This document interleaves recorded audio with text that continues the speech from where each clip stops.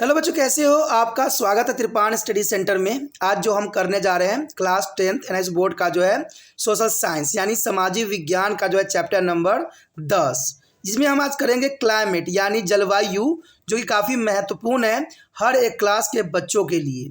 ठीक है, चाहे वो सीबीएसई में पढ़ते हो, चाहे एनआईएस बोर्ड में पढ़ते हो, चाहे यूपी बोर्ड के बच्चे हो, चाहे बिहार बोर्ड को। इवन कि जो बच्चे कॉम्पिटिशन की तैयारी कर रहे हैं उनके लिए भी ये काफ़ी महत्वपूर्ण रहेगा। और साथ में इसमें हम क्लाइमेट के अंतर्गत हर एक पहलू पर विचार करेंगे और हर एक जो है पॉइंट पे प्रकाश डालेंगे और हर अछूता जो पॉइंट रहेगा उस पर हम अच्छे से समझने की कोशिश करेंगे और ये काफ़ी महत्वपूर्ण रहेगा। लेकिन चैप्टर स्टार्ट करने से पहले एक बात जो मैं सदैव कहता हूँ, जिसको आपको सोचना भी चाहिए, विचार भी करना चाहिए, इवन अमल भी करना चाहिए, वो ये है कि जब भी वीडियो देखिए पूरा देखिए, क्योंकि अधूरा जानकारी सदैव खतरनाक होता है। साथ में एक इम्पोर्टेंट बात ये भी रहता है, अगर आप पहली बार वीडियो देख रहे हो तो लाइक शेयर सब्सक्राइब करना मत भूलना, क्योंकि दोस्तों लाइक कीजिएगा तो बनाने वाले का मनोबल बढ़ता है, सब्सक्राइब कीजिएगा तो इससे ये होता है कि जब भी मैं कोई वीडियो डालूंगा उसका नोटिफिकेशन आपको समय रहते मिल जाएगा। और देखिए शेयर का मतलब ये होता है कि आपके थ्रू ना जाने किन बच्चों को हेल्प मिल जाए, ये आप भी नहीं जानोगे, इसलिए जो है आप शेयर जरूर करो। ठीक है, व्हाट्सएप स्टेटस पे भी लगाओ। दोस्तों एनआईएस सेंटर जो कई मानने में बहुत से बच्चों के लिए हेल्पफुल है, चाहे वो 8th क्लास हो, 9th 10th 11th 12th हो, चाहे वो एनआईएस बोर्ड के बच्चे हों, ठीक है, चाहे बीए एमए के बच्चे हो, सभी क्लासों के लिए कुछ ना कुछ जो है त्रिपाण सेंटर में उपलब्ध है। तो इसलिए आपके लिए ज़रूरी है कि आप सब्सक्राइब करके इसको चैनल को जो है सेव कर लो, नहीं तो बाद में अगर रिसर्च करोगे तो शायद आपको ये चैनल प्राप्त ना हो। तो इसलिए सोचना नहीं, विचार नहीं करना है, सब्सक्राइब करके जो है अपने पास सेव करना है। दोस्तों ये तो बात था आपके लिए, लेकिन आप देखते हैं हमारा आज टॉपिक क्या है। The one next topic is the most important here, cycle of season. There are cycle of season here. Our country India is enjoyed to the variety of season due to the geographical location. Our country India enjoy the variety of season due to the geographical location. Now you will be now about their season of India and their unique feature. We have a four season is mainly here. A cold weather season December to February, hot weather season March to May, and advancing south is the best monsoon season is June to September, and post reiterating monsoon season October to November. And you will be now is more about is them to the flowing section. The next year is the cold weather season. The duration of the cold weather season is from December to February. The temperature decreases from the south to the north, and December and January are the coldest months, and there is an average temperature in the north is 12 Celsius to 15 Celsius, and the south is 25 Celsius. Fourth is the common in the northern and northwest India. There is a light rainfall in this region due to western disturbance. Higher slope of the Himalayas spreads a snowfall. During the winter season, northeast trade winds travels over to India. They blow from land to sea, and for the most part of country, it is a dry season. However, the Tamil Nadu coastal receive a winter rainfall due to these winds. A part of northeast trade is a winds blow over the Bay of Bengal. They gather is a moisture which is causing a rainfall in their coastal Tamil Nadu. Will the rest of the country remain dry? In the northern part of the country, the weather is marked by the clear sky and low temperature and low humidity. The winter rainfall is very important for the cultivation of Rabi crop. There is the most important here. In the northern part of the country, the weather is marked by the clear sky and low temperature and low humidity. The winter rainfall is very important for the cultivation of Rabi crops. On your screen, there is the most important map here, a cold weather season and mean temperature of January. There is important. The temperature is varied about here are 12.5 Celsius of Punjab and Haryana side, and 15 Celsius temperature, and 17 and 24, 22 here. There is the most important map on your screen. The next year here map, there is important here, the cold weather winds of January month. The cold winds here of weather, that is important. The coming to the here's air of Pakistan side and all over India, there is a blow here. There is an important map here. The next year, hot weather season. Hot weather season by the end of February. The temperatures start rising, and so from March to the May, it is a hot weather season. We find high temperature in the plain western part of India and in the central part of the peninsular India. In the northern plain is thus there is gated a low pressure which is called monsoon toward the create here. We stand there from to the Jaisalmer in a west Rajasthan to be a Jharkhand and part of Odisha to the east. However, over India is ocean south of the equator, high pressure belt began to develop in this season. In a northern West India is afternoon dust storm are common. There is a dust storm are common.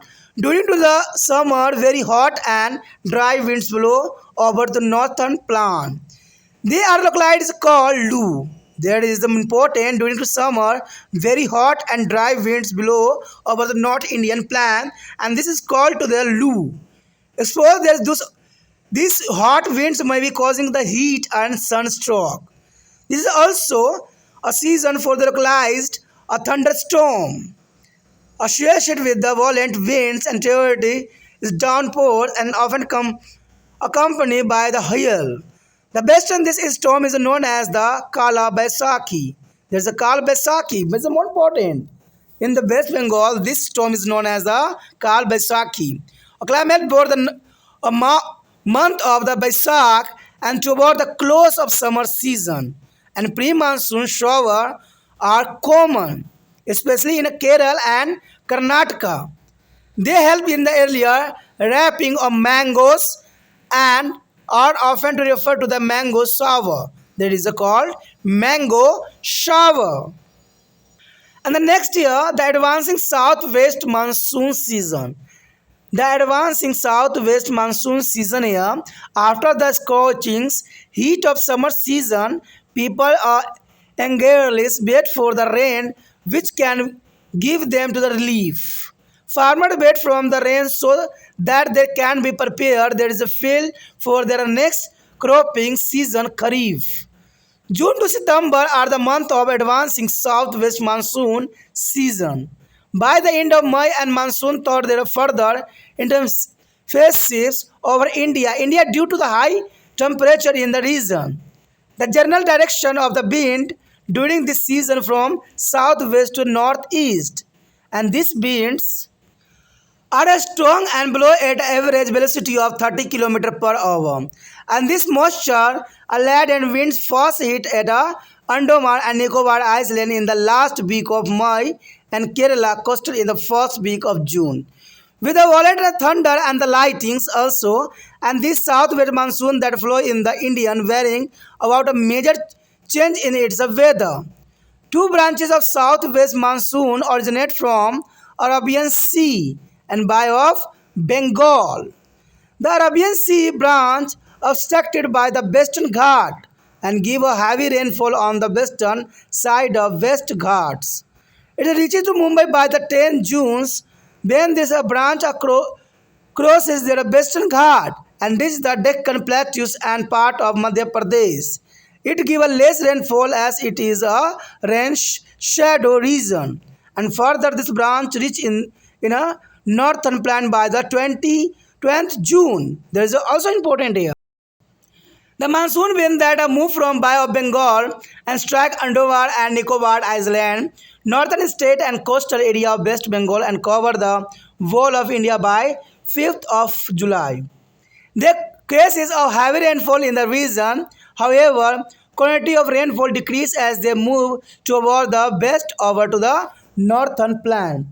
For example, rainfall at Kolkata is 120 centimeter and Allahabad is 91 centimeter and Delhi is here 56 centimeter. You must have seen that rainfall does not be continue for several days. The monsoon tend to be have break in its rainfall which are causing wet and dry spells. This means that a monsoon rainfall occur only a few days at a time. Rainless dry spells occur in between as the monsoon come after the hot and dry summer season. The rainfall varying down their temperature, and we can see this decline in the form of 5 Celsius to 8 Celsius between mid-June and mid-July. And this is the time when many part of India face a flood also. There is a important many part of India face a flood also in this time. This is a mainly because a heavy rainfall and over inhabited to the manage over to water resources more systematically. On the other hand, there are many areas from the experience and about their condition during this season. That's important. On your screen, there is a most important map, advancing monsoon. Advancing monsoon show you on the screen. There is a most important arrow show there is a movement. The arrow show here a movement on the map. That's important here. The next year, retreatings are post-monsoon season. October and November are the month of post or retreating season monsoon. And the temperature during to September, October start decreasing in the North India. Monsoonal thought there also become a peak over to the northwest India. And this is gradually replaced by a high pressure system. The southwest monsoon winds a beacon and start withdrawing gradually from North India planned by the November. In October, to the weather remaining humidity and the warm due to continued high temperature and moisture of the land in month of October. In the northern plain, hot and humid weather become oppressive at this time. It is commonly called October heat.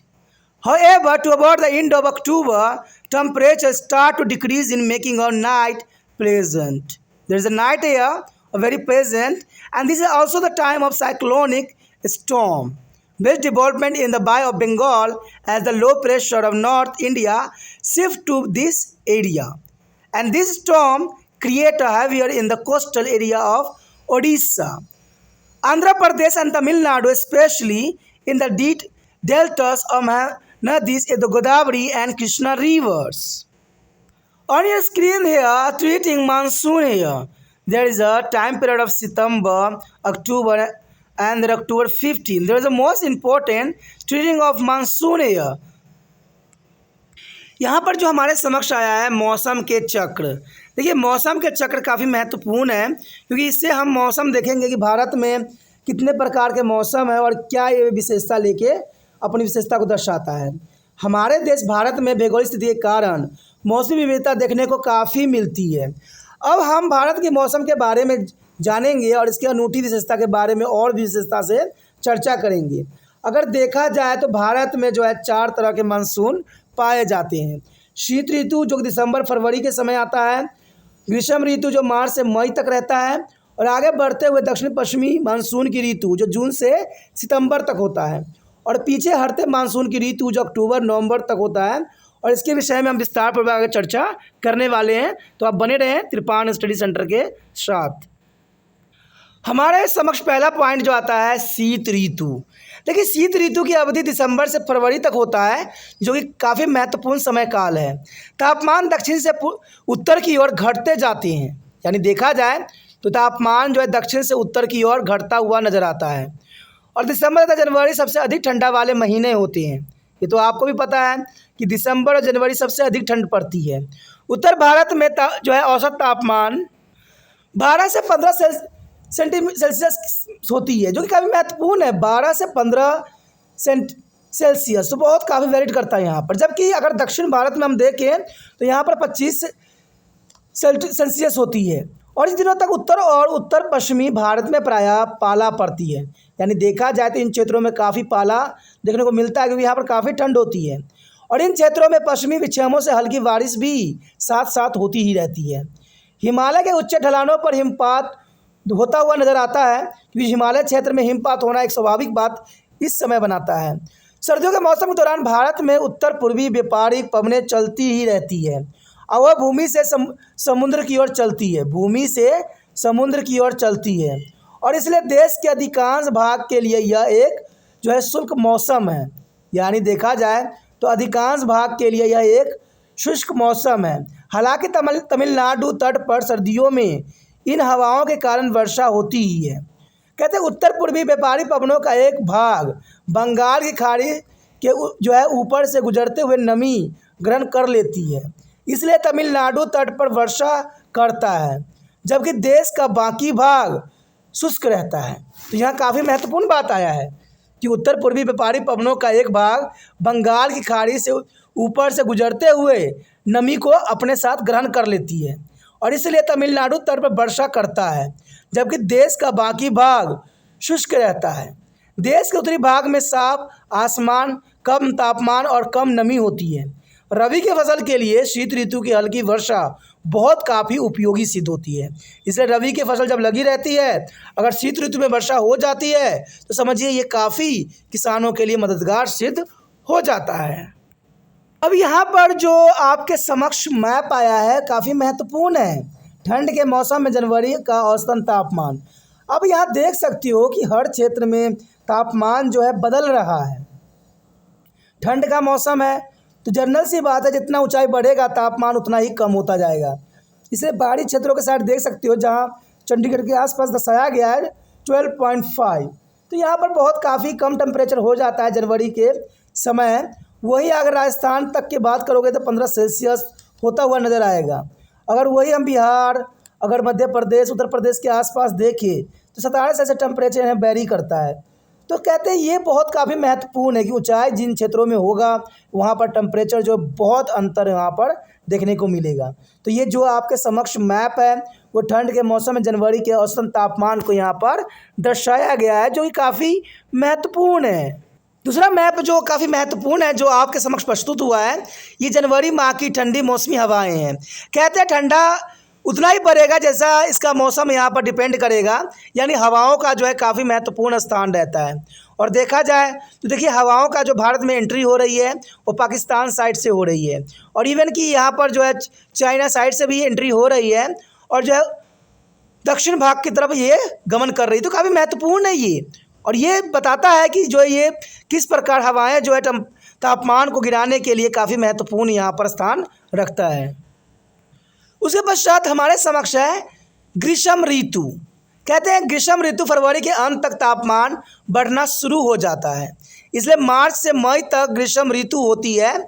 और मैदानों, भारत के पश्चिमी भागों और प्रायद्वीपीय भारत के मध्य में उच्च तापमान रहता है। यानी मैदानों और भारत के पश्चिमी भागों और प्रायद्वीपीय भारत के मध्य में उच्च तापमान रहता है, और इस समय यहाँ एक लंबा संकरा और निम्न वायु दाब क्षेत्र विकसित हो जाते हैं। यानी देखा जाए तो इस समय यहाँ जो है एक लंबा संकरा और निम्न वायु दाब क्षेत्र विकसित हो जाता है। इसे मानसून का निम्न वायु दाब गत भी कहते हैं। इसे मानसून का निम्न वायु दाब गत भी कहा जाता है, और इसका विस्तार पश्चिमी राजस्थान के जैसलमेर से लेकर पूर्व में झारखंड तथा उड़ीसा के कुछ भाग तक होता है। हालांकि इस ऋतु में विस्तृत विविध की दक्षिण में हिंद महासागर के ऊपर ऊंचा वायु दाब का क्षेत्र विकसित होने लगता है। कहते हैं उत्तर पश्चिमी भारत में जो धूल भरी आंधियां चलती है, देखा जाए तो इस मौसम के दौरान जो है धूल भरी आंधियां चलती है। और ग्रीष्म ऋतु में भारत के उत्तरी मैदान में दोपहर के बाद शुष्क और गर्म पवनें चलती है, और जो ये पवनें चलती है गर्म पवनें, उसको स्थानीय नाम लू के नाम से जाना जाता है। क्योंकि कभी कभी आप देखते हो कि आपके फेस पे ब्लैक स्पॉट पड़ जाता है, तो ये लू के कारण ही होता है, क्योंकि आप खुल जाते हो, बाहर निकलते हो, कोई प्रोटेक्शन नहीं लगाते हो, और इसके कारण क्या होता है, ये जो तेज़ गर्म हवाएं होता है वो हमारे कोमल स्किन से टकराता है और उसको जो है जला के रख देता है। इसलिए इसको हम लू लगना भी कह सकते हैं। और इस गर्म सुलझाने वाली जो पवनों में कभी कभी लू लग जाती है हमें, कभी ये गर्म हवा जो कि हमें झुलसा भी सकता है, यानी झुलसाने वाली पवनों को कभी कभी लू भी लग जाता है, आम बात होती है। और इस मौसम में जो है तेज़ धूल भरी आंधियाँ भी चलती है, और गरज के साथ मूसलाधार वर्षा भी देखने को मिल जाता है। वर्षा के साथ साथ कभी कभी ओलावृष्टि भी होती है, यानी ओले भी गिरते हैं, जैसे आप पत्थर कहते हो। होता तो ये बर्फ़ के टुकड़े हैं, लेकिन हम साधारण शब्दों में इसको पत्थर भी कह सकते हैं। पश्चिमी बंगाल में बैसाख के महीनों में इन तूफानों को हम काला बैसाखी आपदा के रूप में जाना जाता है। यानी बंगाल में ये बैसाख के महीने को हम काला बैसाखी के नाम से जाना जाता है। और गर्मी के मौसम की समाप्ति की ओर मानसून पूर्व की बारिश प्रायः केवल केरल और कर्नाटक में होती है और वो आमों के जल्दी पकने में काफ़ी सहयोग देते हैं, क्योंकि ये जो गर्म हवाएं चलते हैं वो आमों के लिए काफ़ी महत्वपूर्ण होते हैं, क्योंकि इसको पकने में काफ़ी मदद करते हैं। और प्राय इसे आम्र वृष्टि के रूप में भी जाना जाता है। कभी कभी मैंगो शावर भी एग्जाम में आ जाता है, यानी इसे आम्र वृष्टि कहते हैं। तो याद रखना, ये जो होती है गर्म हवाएं होती है जो आम को पकने के लिए काफ़ी सहायक होते हैं, और इसे ही हम आम वृष्टि या जो है मैंगो शावर्स के नाम से जानते हैं। उसके पश्चात हमारे समक्ष आता है आगे बढ़ते हुए दक्षिण पश्चिम मानसून की ऋतु, यानी आगे बढ़ते हुए दक्षिण पश्चिम मानसून की ऋतु। कहते हैं गर्मियों को जो है चिलचिलाती गर्मियों के बाद लोगों को जो है बेसब्री से बारिश के लिए प्रतीक्षा करनी पड़ती है, जो उन्हें राहत दे सकती है। किसान बारिश के लिए प्रतीक्षा करते हैं ताकि वो अपने खेतों को खरीफ के फसल के लिए तैयार कर सकें। यानी देखा जाए तो किसान बारिश के लिए प्रतीक्षा करते हैं ताकि वो अपने खेतों को खरीफ की फसल के लिए तैयार कर सकें। और जून से सितंबर आगे बढ़ते हुए पश्चिमी मानसून ऋतु के महीने हैं। क्षेत्र में तापमान जो है के कारण उत्तर भारत में मई के अंत तक जो है मानसून गत और तीव्र हो जाती है। इस मौसम के दौरान हवा की सामान्य दिशा उत्तर पश्चिम की ओर होता है और यह पवनें काफ़ी प्रबल होती है तथा इनकी औसत गति जो है 30 किलोमीटर प्रति घंटा होती है। तो ये काफ़ी महत्वपूर्ण रहता है कि यहाँ पर औसत गति जो होती है पवनों की वो 30 किलोमीटर प्रति घंटा को जो है नापा जाता है। और ये अर्ध पवनें मई के अंतिम सप्ताह में सबसे पहले अंडमान निकोबार द्वीप समूह में पहुँचते हैं और एक गर्जन के साथ वर्षा करती है, यानी काफ़ी गरजती है फिर जाके वर्षा होता है। जून के जो है प्रथम सप्ताह में केरल के तटीय भागों में तेज गर्जन के साथ वर्षा करती है और यह दक्षिण पश्चिम मानसून भारत में आकर इसको मौसम में बहुत अधिक परिवर्तन करती है। कहते हैं दक्षिण पश्चिम मानसून की 2 शाखाएं होती है, एक तो होता है अरब सागर की शाखा और दूसरा जो है बंगाल की खाड़ी की शाखा। तो ये देखो काफ़ी महत्वपूर्ण है कि दक्षिण पश्चिम मानसून की 2 शाखाएं होती है, अरब सागर की शाखा और बंगाल की शाखाओं खाड़ी की शाखा। कहते हैं अरब सागर की शाखाएं पश्चिमी घाट द्वारा बाधित होने पर पश्चिमी घाट को पश्चिम और भारी वर्षा करती है।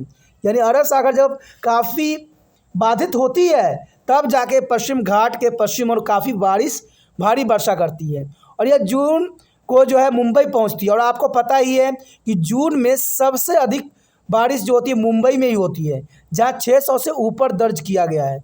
और 600 का मतलब है बहुत अधिक बारिश होना, ठीक है, क्योंकि इन क्षेत्रों में देखा ही जाता है मुंबई हमेशा ही पानियों में डूबी रहती है। कारण ये भी है कि मुंबई जो है समुद्र के किनारे बसा हुआ है और वहाँ जो है आपको पता है कि जो समुद्र के किनारे होगा वहाँ पर वर्षा होना एक स्वाभाविक बात बन जाता है। जब सरकार पश्चिमी घाटों को पार करती है और दक्कन के पठार और मध्य प्रदेश से कुछ हिस्सों तक पहुँचती है तो यह कम वर्षा करती है, क्योंकि यह एक विशेष छाया क्षेत्र होती है। बंगाल की खाड़ी की शाखा से सबसे पहले अंडमान और निकोबार द्वीप समूह में वर्षा होती है। यानी बंगाल की खाड़ी की शाखा से सबसे पहले जो बरसात का बूंदें पड़ती है वो अंडमान निकोबार द्वीप समूह में होती है और इसका कारण होता है बंगाल की खाड़ी। बंगाल खाड़ी से जब हवाएं उठती है तो सबसे पहले जो है अंडमान निकोबार द्वीप समूह में वर्षा करती है और इसके पश्चात ये पवनें उत्तर पूर्वी राज्य पश्चिम बंगाल के तटीय भाग तथा जो है 15 जुलाई तक पूरे भारत में वर्षा करती ही रहती है। यानी देखा जाए तो इसके पश्चात ये पवनें जो है उत्तर पूर्वी राज्य पश्चिम बंगाल के तटीय भाग तथा 15 जुलाई तक पूरे भारत में वर्षा करती है और इनसे इस क्षेत्र में भारी वर्षा होती है।